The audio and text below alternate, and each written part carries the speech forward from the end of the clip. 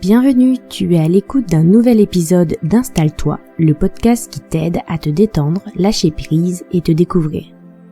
Je m'appelle Laetitia, je suis coach et praticienne en hypnose. Je suis là pour t'aider à mieux comprendre ton comportement, tes pensées et partir à la découverte de toi-même. Si ce podcast te plaît, partage-le et laisse une note, un commentaire ou un like pour nous encourager à continuer. Installe-toi confortablement, c'est parti pour l'épisode d'aujourd'hui. Cet épisode est un peu particulier puisqu'il s'agit du 52e. Il marque donc les 1 an de notre podcast et pour cet épisode, j'ai choisi de te parler de l'anxiété. Je n'ai pas choisi ce thème au hasard, j'ai voulu vous parler de l'anxiété dans cet épisode anniversaire car ce podcast est un très bon exemple pour illustrer ce que j'ai envie de te partager sur ce thème. Tout d'abord, c'est quoi la différence entre l'anxiété et la peur ? La peur, c'est une émotion. Bon, jusque-là, aucune nouveauté. Mais cela sous-entend qu'elle n'est pas permanente. Si tu entretiens cette peur par tes pensées, que tu rumines sur ce qui te fait peur, que tu angoisses sur un hypothétique futur, ce n'est pas de la peur à proprement parler, ce sont tes pensées. Je t'invite d'ailleurs à écouter l'épisode sur le pouvoir des pensées, si tu ne l'as pas encore écouté pour approfondir ce sujet. Alors ici, dans cet épisode, je ne vais pas te parler de la peur que tu ressens face à une situation concrète dans le présent, mais celle que tu te crées face à une situation possible dans le futur, c'est-à-dire de l'anxiété. Je vais sûrement utiliser le terme peur, mais c'est important de faire la différence entre un danger présent, là, devant moi, et un danger imaginaire que j'anticipe. Autre précision, je ne parle pas ici d'anxiété chronique. Si tu fais face à une anxiété quasi permanente, ton cerveau ne sera pas en mesure de procéder à l'exercice dont je vais te parler. Il faudra d'abord sortir de ton état d'hypervigilance pour avoir assez de recul. Ça peut d'ailleurs faire un sujet d'un futur podcast. Dis-moi si ça t'intéresse. Je serais ravie de faire un épisode sur le sujet. Donc ici, on va parler de la peur qu'on ressent ponctuellement face à une situation possible du futur. Je t'ai dit au début que ce thème avait un lien avec cet épisode anniversaire, tout simplement car lancer notre podcast, c'est quelque chose qui nous faisait extrêmement peur. On est toutes les deux consommatrices de ce format et cela faisait un moment que chacune de notre côté, on avait envie de s'essayer à l'exercice, mais la peur de ce qui pouvait arriver était très forte. Quand tu ressens cette anxiété qui arrive, prends déjà le temps de voir comment elle s'exprime dans ton corps. C'est-à-dire, est-ce que tu as les mains moites, le cœur qui s'affole, un nœud au niveau de la poitrine, etc. Pour lui laisser déjà de la place, car plus tu vas essayer de la refouler, plus elle va te revenir en pleine face. C'est un avertissement de ton cerveau. Alors laisse-lui l'occasion de te passer le message. Et donc, puisqu'il s'agit d'un message, la deuxième étape, selon moi, c'est de chercher pourquoi tu as peur de ce futur. Qu'est-ce qui, dans ce futur probable, te fait peur ? Pour t'aider, voici une petite méthodologie que j'utilise. Alors, d'abord, de quoi j'ai peur ? Pour l'exemple de ce podcast, mes peurs, je vais pas parler à la place d'Héloïse, étaient principalement peur du jugement, peur de la critique, peur de ne pas être à la hauteur des attentes, peur de ne pas être capable de faire ce podcast sur le long terme. Bref, tu vois, ça tournait autour de tout ça. Ensuite, repère le comportement que déclenche cette peur. Tu as 3 types de réactions, généralement, face à une peur. Tu fuis, donc tu abandonnes l'idée. Hop. Ou tu te figes, alors tu ne fais rien. Ou tu contournes Donc c'est une sorte de fuite, mais vers l'avant en quelque sorte. C'est souvent ce que je fais. En fait, je fais de la procrastination active. Je suis trop occupée pour faire ce que je redoute. Pour le podcast, c'était plutôt ça, c'était un contournement. Je me persuadais d'avoir plein de choses à faire qui du coup m'empêchaient de pouvoir avoir le temps de faire le podcast. Je repoussais ad vitam aeternam sa création. Je pensais manquer de temps. J'essayais de me convaincre en fait que c'était la principale raison. Donc ça, c'est en fin de compte la réaction inconsciente que tu as face à ce futur. C'est automatique. Le mental, il est là pour te maintenir en vie, en sécurité. Et dans mon cas, ne pas lancer ce podcast me permettait de ne pas faire face à un échec qui aurait remis en cause ma confiance, mon estime de moi. Donc le mental, il te protège. Alors oui, c'est un cadeau mal emballé, mais c'est une protection à la base. Alors maintenant que tu as fait ce travail, que tu as décortiqué tes réactions inconscientes, que tu as compris pourquoi ton cerveau cherchait à te protéger, tu peux y mettre de la conscience. Comment ? En venant vérifier si tu es réellement en danger. Et souvent, c'est pas le cas. Et si oui, comment minimiser ce risque ? Au lieu de rester dans ce réflexe automatique, tu reprends le pouvoir. Tu remets de la conscience dans tes choix. Et que tu choisisses de dépasser cette peur, cette anxiété ou non, peu importe. Mais simplement, tu le fais en conscience.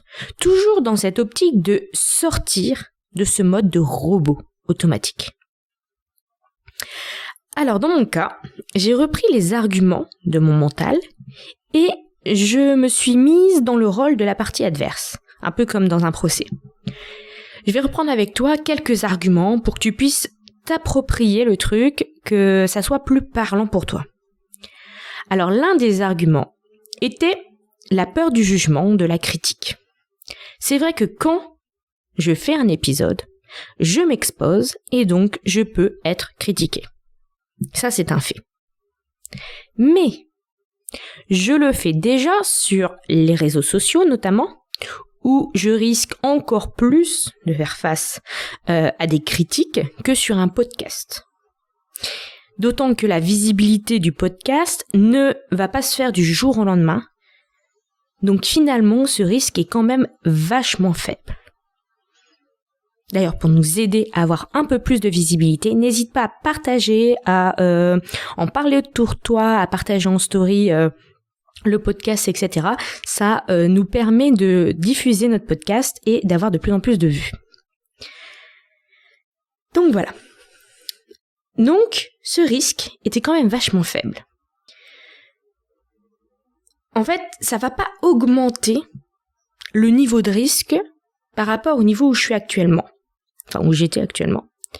Puisque je fais déjà du contenu qui peut être critiqué. C'est juste une autre manière de le faire. Donc cette peur, cette anticipation était surexagérée et non fondée. Je ne vais pas être plus critiquée, ni plus jugée avec mon podcast que sans. Deuxième argument, la peur de ne pas être à la hauteur, de ne pas être capable. Alors là, c'est fortement lié à mon perfectionnisme, avec ce mythe que tout ce que je dois produire, comme contenu, doit être forcément mémorable. Il y a un côté un peu mégalo dans le perfectionnisme. Non, parfois, certains épisodes vont vachement vous parler, et d'autres, non. Parfois, c'est lié peut-être à la qualité de mon contenu, parfois tout simplement au thème qui vous a pas parlé. Mais en ne faisant rien, c'est sûr qu'aucun épisode ne pourra vous aider. Quel est mon but avec ce podcast ? Et là, vous cherchez un peu ce qui vous motive à faire cette chose qui vous fait peur, à aller de ce côté-là. Donc quel est le but avec ce podcast ? Vous apporter du contenu utile, semer des petites graines dans votre tête, éveiller votre conscience sur certains sujets, vous guider dans votre recherche du mieux-être. Et si je me connecte à cette volonté-là, eh bien c'est pas grave si je ne suis pas parfaite. Bien au contraire, cela va me permettre de travailler justement sur mon lâcher-prise, sur l'acceptation de mes imperfections. En parallèle, ça va me permettre de travailler sur mon mieux-être à moi aussi. Donc, deuxième argument réfuté. Et enfin, mon dernier argument pour contrer l'attaque de mon mental est finalement ce qui m'a décidé à passer à l'action. C'est que je vais pas le faire seul, je le fais avec Héloïse Podcast. Et finalement, quand on est entouré, c'est bien plus simple. À deux, on a moins peur. Que ce soit pour avoir des discussions, des retours sur les termes abordés, du soutien. Quand on est entouré, quand on a un groupe, quand on n'est que deux, ça constitue un groupe assez important. On a ce retour sur ce qu'on fait et du coup, ça nous permet de pas rester justement dans notre mental qui va pointer du doigt la moindre petite chose et ça nous encourage. Et en même temps, on s'est engagé à deux. Donc une des peurs que j'avais, c'était de pas tenir la distance ou que ça me prenne trop de temps. Ce qui est faux puisque ça prend du temps, certes, mais du contenu sur les réseaux sociaux aussi, ça prend énormément de temps. La newsletter prend du temps, le blog prend du temps. Donc, c'était pas vraiment la bonne raison derrière ça. De toute façon, généralement, ces raisons qu'on se donne comme ça sont pas les bonnes. Les bonnes, c'est la peur qu'il y a derrière, la peur du jugement, la peur de pas se sentir à la hauteur, la peur de pas être capable. Et en étant deux, finalement, c'était moins difficile. La montagne me paraissait moins grande si on était deux. Et donc, c'est comme ça que je suis passée à l'action et que je n'ai pas procrastiné activement contre ce lancement de podcast. Et que finalement, nous voilà à 1 an de podcast. Finalement, c'est passé vite. C'est passé vite, c'est 1 an. Voilà pour cette petite analyse de mon anxiété. Et bien sûr, je t'invite à prendre une situation pour laquelle tu as peur par anticipation et à procéder de même. C'est encore plus facile si tu sais que ce qui te fait peur pourrait être bénéfique. Il y a une petite partie de toi qui sait que tu devrais le faire quand même. Mais je le précise encore une fois, dépasser son anxiété n'est pas forcément l'objectif. Prendre conscience déjà de tes ressentis, de ton fonctionnement automatique, c'est déjà un grand pas. Tu peux aussi t'aider de l'épisode 40, qui est une visualisation que j'ai faite pour diminuer justement ton anxiété.